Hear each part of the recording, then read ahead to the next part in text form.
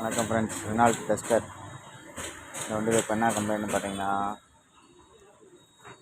Oil குறையுதுன்னு சொல்கிறாங்க customer. டர்போலேருந்து oil அடிக்குது, oil குறையுது இன்ஜினில், அதான் கம்ப்ளைண்ட்.